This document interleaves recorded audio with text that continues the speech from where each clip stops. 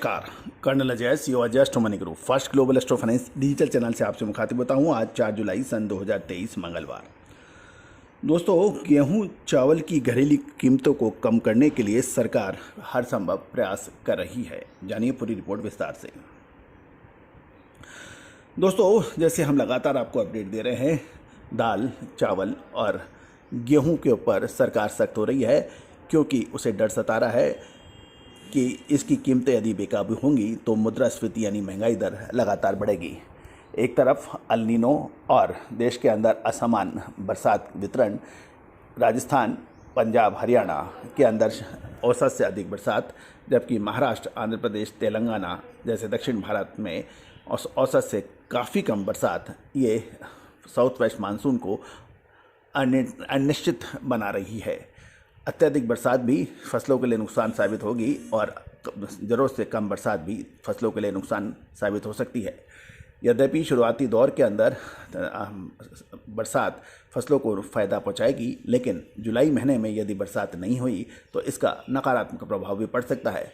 इन सब को देखते हुए सरकार प्रयास कर रही है कि भावों की कीमतों में संतुलन रहे।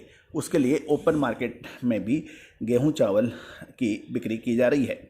दोस्तों, भारतीय खाद्य निगम FCI बुधवार को यानी 5 जुलाई को ई ऑक्शन यानी ई नीलामी के माध्यम से 8 लाख टन खाद्यान्न बेचेगा। पिछले 3 दिनों में जारी राज्यवार टेंडर्स के अनुसार सरकार ने खुले बाजार बिक्री योजना OMS के तहत 4.07 लाख मैट्रिक टन गेहूं और 3.86 लाख मैट्रिक टन चावल बेचने की पेशकश की है। आंध्र प्रदेश में 6,400 मैट्रिक टन गेहूं, 7,000 मैट्रिक टन चावल की 5 जुलाई को ई नीलामी होगी। एक अंतर्राष्ट्रीय खबरों के अनुसार यूक्रेन के राष्ट्रपति जेलेंस्की और जर्मन चांसलर ओलाफ स्कोल्ज ने सोमवार को 3 यूक्रेनी काला सागर बंदरगाहों से अनाज और उर्वरकों यानी फर्टिलाइजर की सुरक्षित निर्यात की अनुमति देने वाले सौदे के लिए मीटिंग होगी। काला सागर से निर्यात कॉम्पिटिटिव और अमेरिकन मक्का रोपण के अप्रत्याशित रूप से उच्च अनुमान के कारण यूरोनेक्स्ट गेहूं में सोमवार को गिरावट दर्ज हुई है। रूस से प्रतिस्पर्धा में यूरोप संघ में अब दबाव पैदा कर दिया है, जहां नई फसल शुरू होने के साथ ही पिछली फसल के गेहूं का पर्याप्त भंडार मौजूद है। एक जर्मन ट्रेडर्स ने यहां तक कहा है कि रूसी और रोमानिया के में गेहूं की दिए जाने वाली कम कीमतें आज फिर बाजारों में देखी गई है।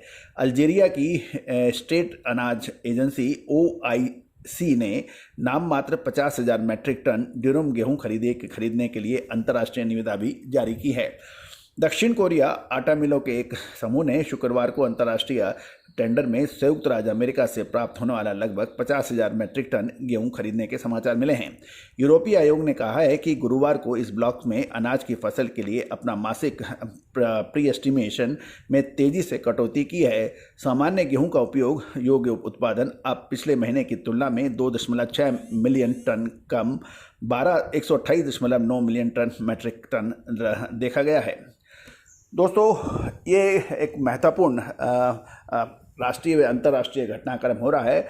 आपको याद होगा, हमने आपको जून महीने के द्वितीय सत्र में अंतर्राष्ट्रीय जियोपॉलिटिकल टेंशन बढ़ने का अग्रिम विश्लेषण दिया था, जो कि सत्य साबित हो रहा है।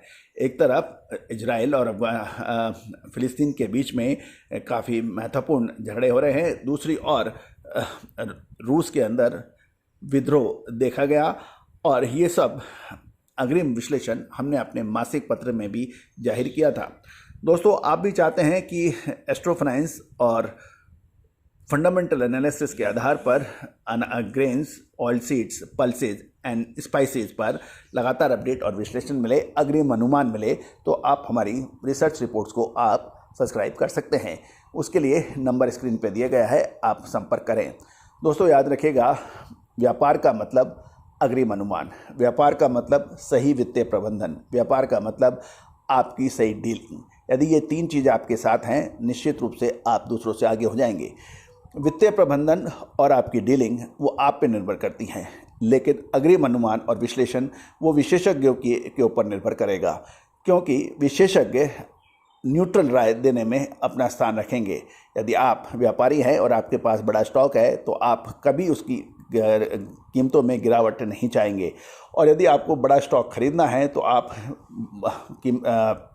उस कमोडिटी की नीचे गिरने की इंतज़ार करेंगे। लेकिन जो न्यूट्रल एनालिसिस्ट होता है उसको ना खरीद और ना बेचने से मतलब होता है, वो अपनी राय निष्पक्ष देता है। तो दोस्तों, अजय एस्ट्रो मनी गुरु देश का पहला चैनल है जो 42 कमोडिटीज़ 5 मार्केट पर लगातार अपडेट और विश्लेषण आप तक प्रदान करते हैं। दोस्तों, हम वर्तमान ही नहीं भविष्य का भी करते हैं सटीक आकलन।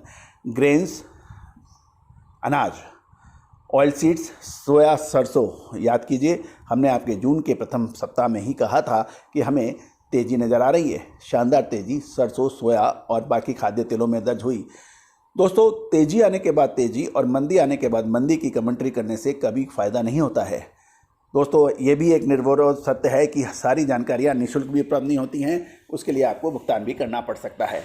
दोस्तों, all the very best, good luck, happy trading.